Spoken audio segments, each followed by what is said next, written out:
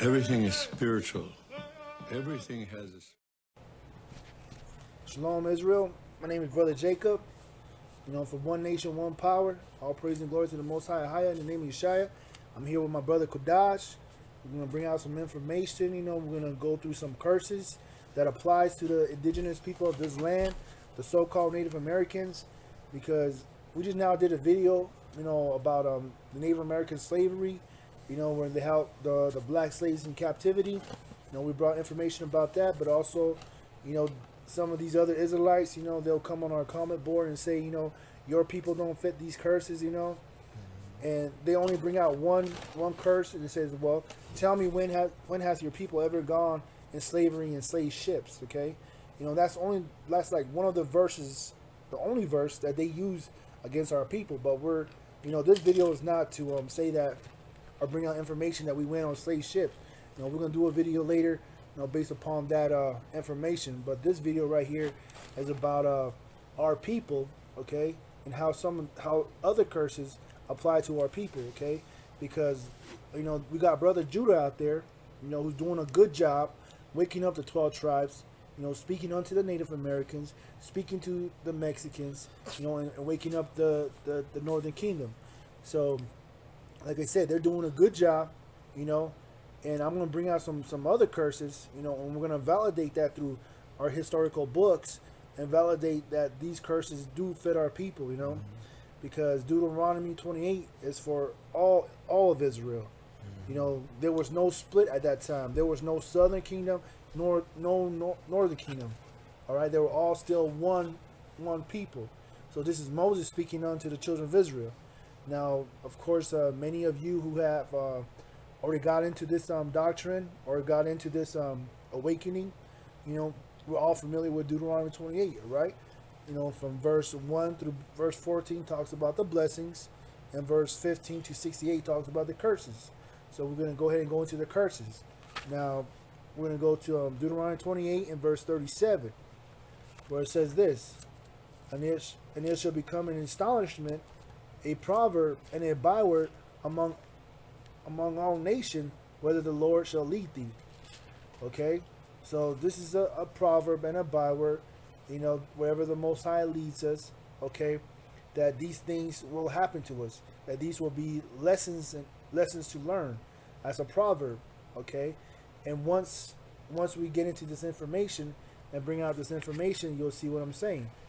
Now, I'm going to go ahead and get verse 46.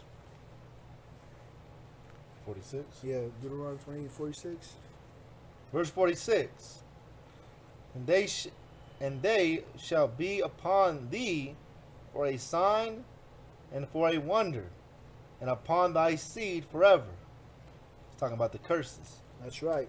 Because when you read verse 45, it says that these curses shall come upon thee and shall pursue thee, meaning they're going to follow us, okay, and overtake thee until thou be destroyed, because thou hearkenest not unto the voice of the Lord thy God, to keep his commandments and his statutes, which he commanded thee. So these are the signs and the curses, okay? The proverbs and the bywords. All right, we're going to go over here to verse 62. You got that, brother? Yeah. And it shall be left few, ye shall be left few in number, whereas ye were as the stars of heaven for multitude. So there you go. Ye shall be left few in numbers. Take a note of that. You shall be left few in numbers, whereas you were what? As the stars of heaven. Where we were numerous. There was many people living here in North and South America. Okay, there was a lot of people living here. All right, prior to 1492. Now after 1492, this curse started to take its toll on our people. All right, I want to go ahead and keep reading. Verse 63. And it shall come to pass that as the Most High rejoice over you to do you good and to multiply you. There you go. It says this shall come to pass, okay, that the Most High rejoiced over us, to do us good and to multiply us And what is that good that happened to us? We were able to prosper and multiply in this land. Okay? A lot of the people here, the indigenous people, had a rich community. You know, it was brother helping brothers, you know. There was different civilizations, you know. Of course, you got the mound builders. Then when you come here to the southwest, you got places like Pueblo Bonitos, you know, and other monuments that were set up, you know, where people actually came together and traded. You know, Pueblo Bonito was one of the main trading places or establishment here in the southwest between all tribes from Mexico all the way up to California. All right, so I'm going to go ahead and keep reading that. Verse 62. 63. 63.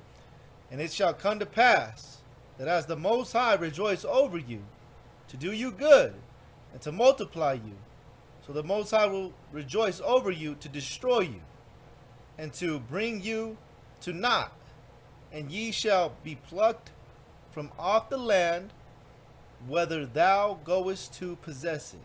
So there you go. And because we didn't listen to the voice of the Lord our God, this happened to our people also. We were plucked off our land, you know, the land that we went to go possess.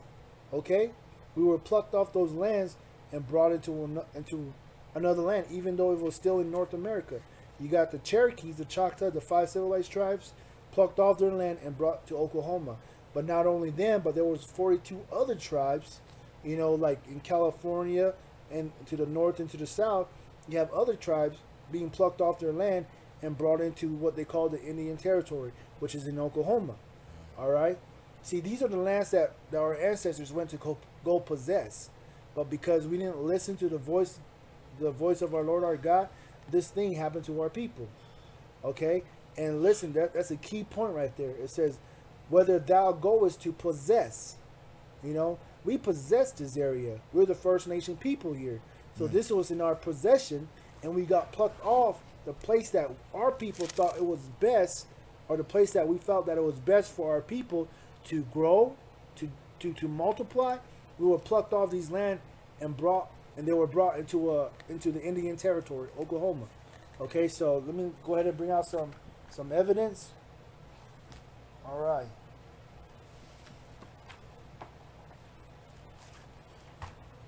Okay, so I'm coming out of this book. Just give me a second. Right here. The Native American or Native Removal Act, okay? And if you see on the bottom, you see the number 42, okay? These were the 42 tribes that were plucked off their land, and as you see, that's the map of the United States. See, there were all these nations or all these tribes were plucked off their land and brought to the Indian Territory, which is known as Oklahoma. All right? Now that's one of the curses being fulfilled, right? Where it says that we'll be plucked off the land. And now look at this. Now from Deuteronomy 28, read on 62 again. Deuteronomy 28 and 62. And ye shall be left few in number. Few in number. Right? Whereas ye were as the stars of heaven for multitude. There you go. We were a numerous people. And when you read 63, it says that the Most High rejoiced over us to multiply us, right? Now let me show you, this is another map. Okay? You see that right there? And what does it say? Indian country in 1942. Now check that out. Indian country today, 500 years after Columbus. See that? We possess this whole continent at that time. But now, because we didn't listen to the voice of the Lord our God, we got reduced to this population. Okay? All these lands were taken away from us. This land was our inheritance. Okay? This is the land that our forefathers inherited from the Most High to be caregivers of the land. Because in Native American oral tradition and in their ceremonies, they always say, you know, we do not own the land. We only live on the land. We're caretakers of the land, right? So the Most High gave this into our possession, All right, we came here to possess this land. You know, just like how Adam was put in the garden to take care of the garden, we were put here to take care of this land.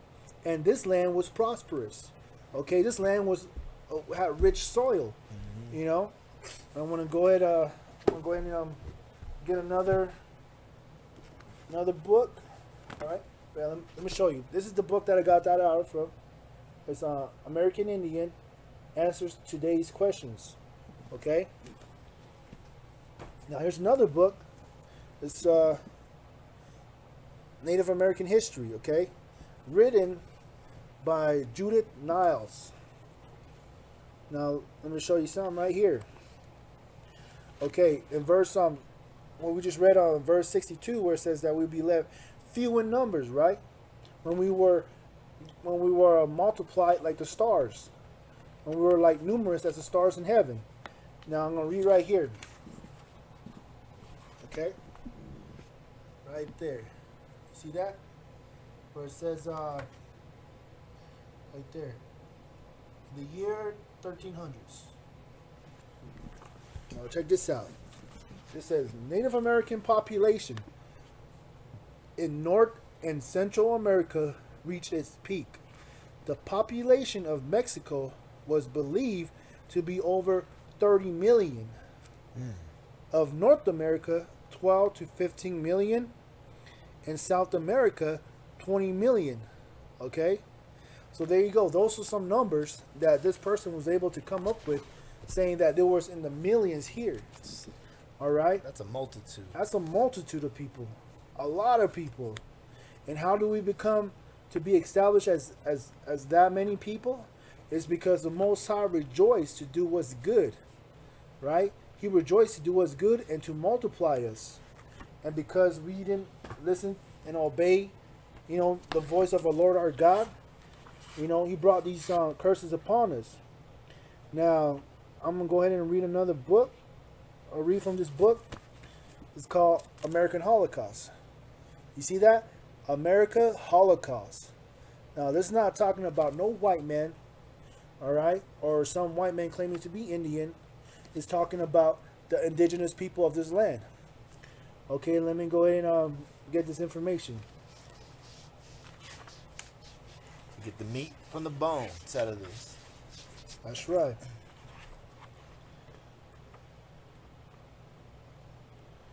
Just give me a second, man.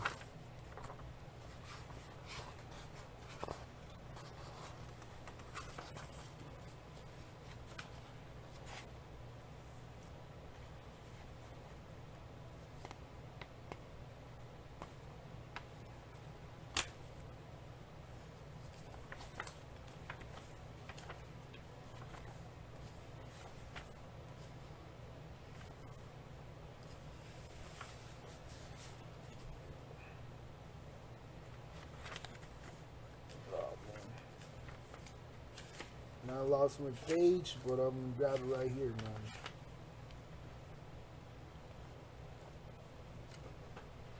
Let's say something real quick, bro. Be patient. Be patient. You don't get it right now.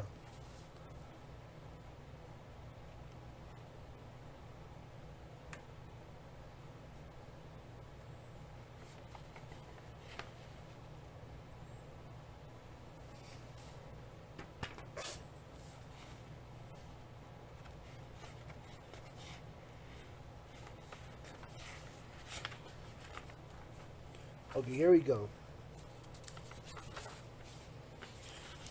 Okay, I'm reading out of this book, American Holocaust. It says this: just 20 days after the first atomic test in the desert, Japan industrial city of Hiroshima was leveled by nuclear blast. Never before had so many people, at least 130, probably more, died from a single explosion, okay? So this is a comparison that this guy's making with the atomic bomb that was bombed on Hiroshima. It says 130,000. It says probably even more. And let's go on and read. Just 21 years after Columbus first landed in the Caribbean, the vastly populated island that the explorers had renamed Hispaniola was effectually desolated. Nearly 8 million people, those Columbus chose to call Indian, have been killed by violence, disease, and despair. So that whole island got destroyed within that few years. Okay, there were once 8 million people on that island, which is recorded in his book, and he said that the population was desolated. Okay, let me go on and read further. It took a little longer, about the span of a single human generation, that what happened on Hispaniola was the equivalent of more than 50 Hiroshimas. So they're comparing 50 Hiroshima bombs, what happened in this continent. With one single explosion in Japan killed over 130,000. But here he's making the comparisons that it was so devastating for the atrocities, the Holocaust that happened here in America was compared to being bombed by 50 Hiroshimas. Let me go ahead and continue to read. Within no more than a handful of generations following their first encounter with European, the vast majority of the Western Hemisphere native people had been exterminated. The pace and multitude of their obliteration varied from one place to another from time to time, but from years now, historical geographers have been uncovering in regions upon regions. Most Colombians, the population rate at between 90 to 98%, with such regularity, and the overall decline of 90% has become a working rule of thumb. So over the 100% of Native Americans that were here, and when Columbus came here, it said that it's a rule of thumb that over 95% of us has been slaughtered, has been destroyed because of killing, raping, diseases, and what else it says. Yeah, violence and diseases, the killing and the murders. So there you go. Another prophecy that has been fulfilled. One of the curses that came upon our people, that we would be left few in numbers. Now, how great is that number? 95% of our indigenous people being slaughtered by Christopher Columbus and his people. And my brother, I have my brother get one verse from. Well, I'll get it. It's from Deuteronomy. Because in your mind you might be thinking, well, how does that pertain to the Bible? Now let me read this. This is Deuteronomy 28 and verse 49. The Lord shall bring a nation against thee from far, from the end of the earth, as swift as an eagle's flieth, a tongue, or a nation whose tongue thou shalt not understand, a nation's of fear countenance, which shall not regard the person of old, nor show favor to the young. So there you go. Who brought these nations against us? The Most High. Who destroyed? Who rejoiced? Who rejoiced to bring us to naught and to destroy us? The Most High. He also rejoiced to multiply us and to do us good. But because we didn't listen to the voice to the Lord our God, these atrocities had happened to our people on this scale, from over millions of people, okay? From 100% indigenous people in this land, over 90% of the people were destroyed. It was compared to being over 50 Hiroshimas being dropped on North and South America. All right? You say something? Go ahead, man. To think about this, to really think about this, and to say that this doesn't apply to our people, this can only be done by the act of the Most High that happened to our people. And for people to say that this curses don't apply to us, that it just happened, it was by the flesh, that these people were motivated enough just to kill our people, Nah, it didn't go like that. It was spiritual. It was spiritual as far as the Most High had a hand in it, had his hand in this, and these curses do apply to our people, because only the Most High's hand on these people could this be done. When you think about it, you know. So I just wanted to say that right now. All right, I'm going to read one more thing out of this book. It says, the destruction of the Indians of America was far and away the most massive act of genocide in the history of the world. So you see, I mean, you got North America put together. You know, the people that were living in these places, you know, these nations that the Most High sent against us from afar, from the ends of the earth, you know, that came to destroy us. This was the Most High's hand telling our brothers and sisters, man, come out of those heathen ways, come out of those pagan worships, because we are his people. And want to get that? I think that was Amos. What's that? Amos 3:1. Oh yeah, gotcha. You know what I'm talking about? Yeah. Yeah. So my brother's gonna bring out this verse because, you know, you got to get that Christian mentality out of your minds, thinking that God, you know, God is, you know, he judges everybody the same. But look at what he says right here by his prophet Amos. Amos chapter 3 and verse 1. Hear this word, that the Most High has spoken against you. Against who? You. O children of Israel. You children of Israel. Talking about us. Go ahead. Against the whole family. Against the whole family. Which I brought up from the land of Egypt, There saying, you go. You only have I known of all the families of the earth. There you Therefore, I will punish you. Therefore, he will punish us. For all your iniquities. For all our iniquities, for all our sins, for not listening to the voice of the Lord our God, to do his commandments. This atrocity happened to our people. So this is information I wanted to bring out because I believe it's vital. And I know a lot of traditional people will see this, okay?